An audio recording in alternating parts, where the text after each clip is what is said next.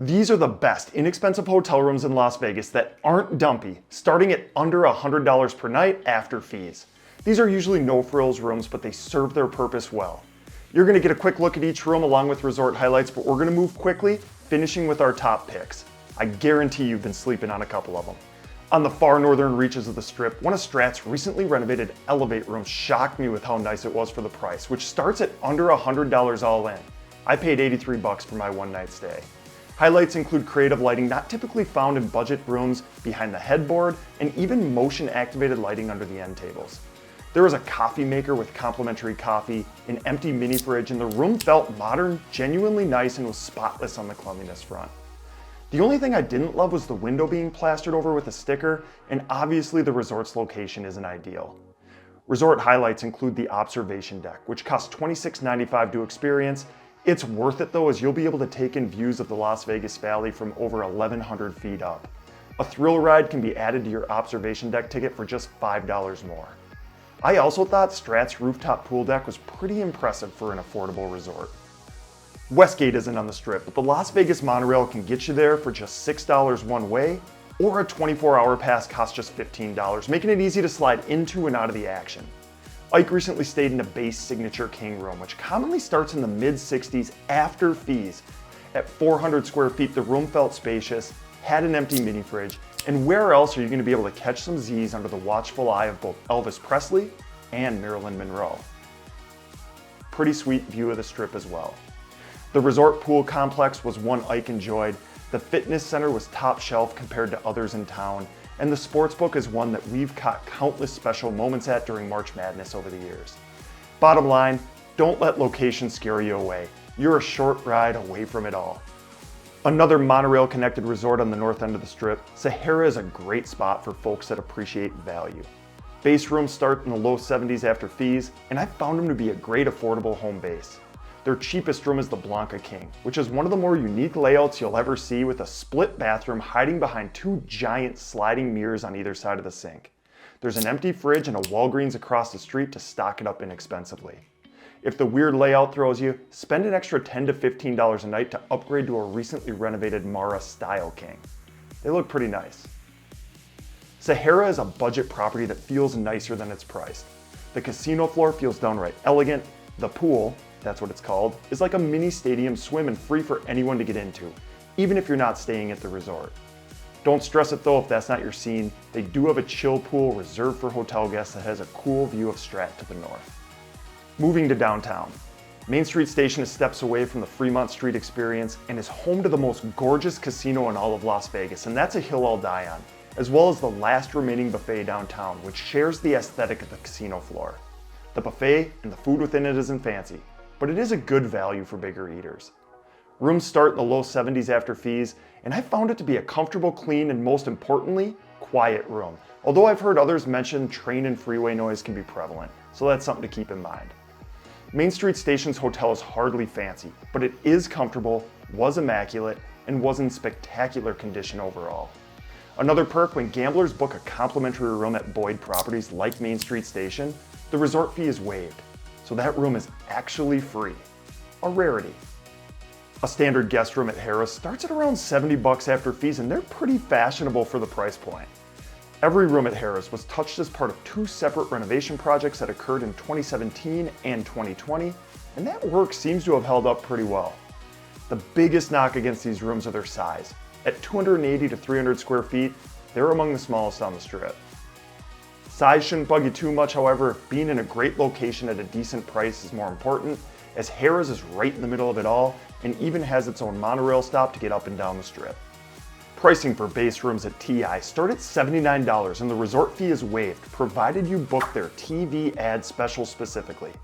I think my brother summed it up best after his recent stay, saying, "This doesn't feel like a sub $100 room." The color scheme and wall art definitely felt a bit dated, but the room, furnishings, and fixtures were in great condition. A massive bonus for the budget conscious: the room had an empty mini fridge which can be stocked up at the CVS located just off the casino floor.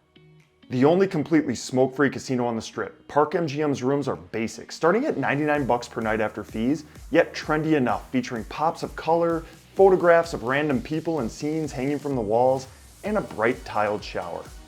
The room certainly has a unique layout with an odd TV angle, although it swivels out for viewing, but it made for a comfortable stay and was in solid shape. Aside from the smoke-free casino, my favorite amenity at Park is Eataly, which is a collection of grab-and-go counters, sit-down restaurants, bars, and shopping. It's a cool scene and everyone in your group is going to be able to find something to eat. Ultra hip rooms at Planet Hollywood offer up to 450 square feet of space. That's a lot, and frequently land at a sub $100 price point after fees. The room is a little bit unique in that the bathroom has a bit more wow factor than others included in the video, thanks to the standalone tub that steals the show. The rest of the room is completely adequate, clean, and in pretty admirable condition considering they were last renovated in 2017, and having an empty mini fridge is a huge bonus. Your view may vary, but I also enjoyed catching a peek at the fountains.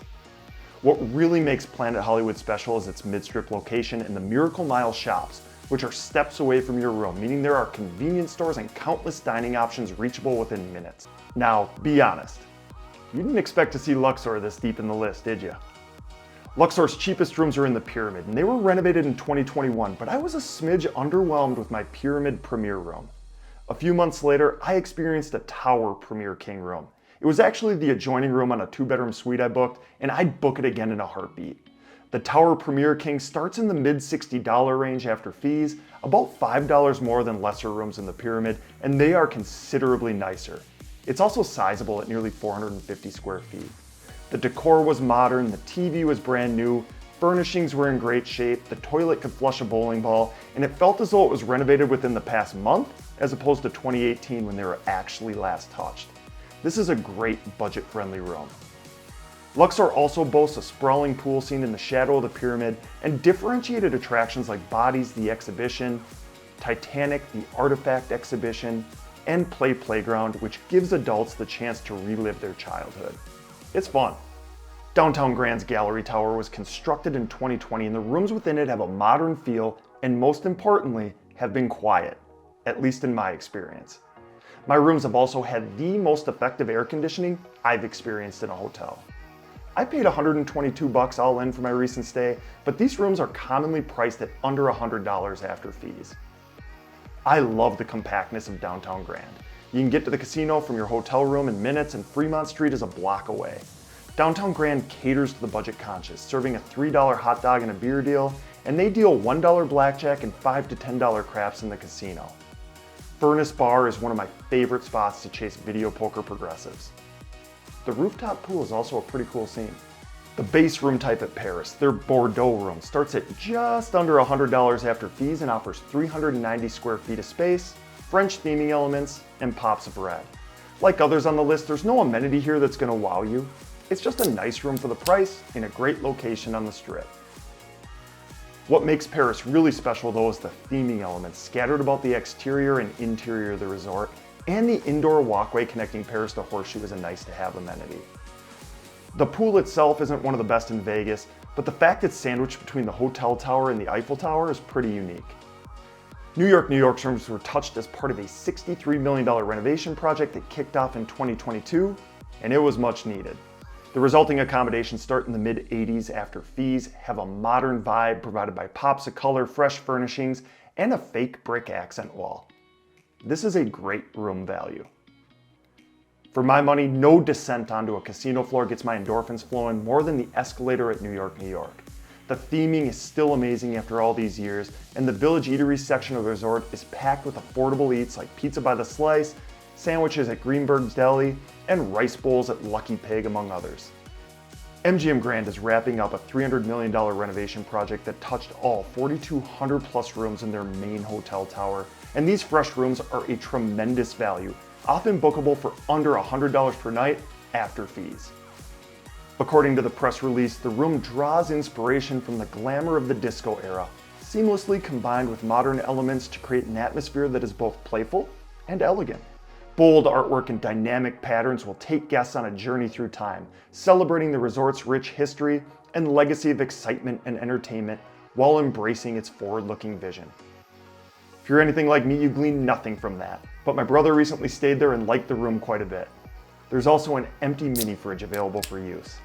Now, there's a ton to do at MGM Grand, but the signature attraction in my mind is the pool complex, which spans 6.5 acres has multiple bodies of water, plenty of palm trees, and a meandering lazy river.